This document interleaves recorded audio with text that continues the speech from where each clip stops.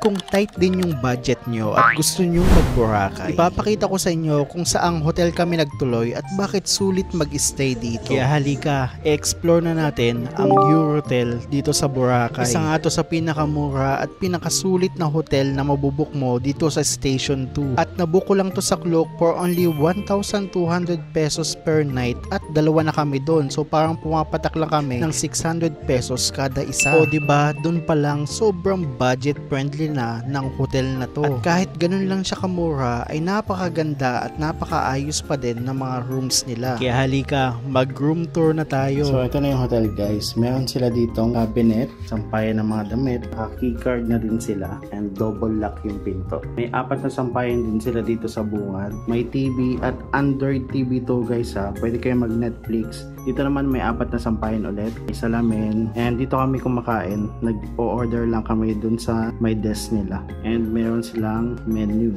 May blower din sila. And dito naman, meron naman sila dito ang balcony.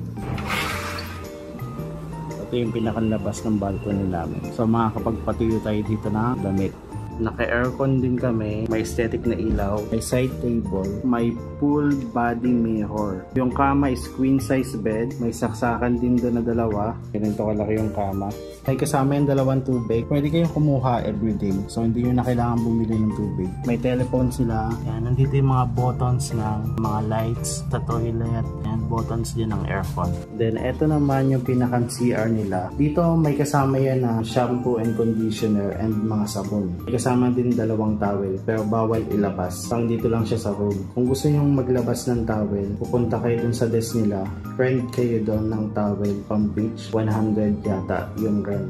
Then dito sa CR meron silang lababo, may bidet, may flush yung toilet nila, meron silang lalagyan ng tissue, and then salamin dito, and then ito yung pinakang shower nila. Ang nakakatawa dito sa shower nila, hindi na kailangan ng heater kasi mainit-init yung labas ng tubig. So okay na okay lang kahit nakabukas yung aircon habang nagliligo ka. And then may 2 trash can sila, isa doon, isa naman dito. So yun guys, nabuko to sa Klook ng 1,200 pesos per night and 2 packs na kami. So para siya 600 per person. Diba? Ang mura lang tapos naka-hotel ka na. Tapos 2 or 3 minutes walk lang, nandun ka na sa may beach. O diba? Sobrang sulit dito. And malakas yung internet dito na pumapalo ng 30 Mbps yung both download and upload speed.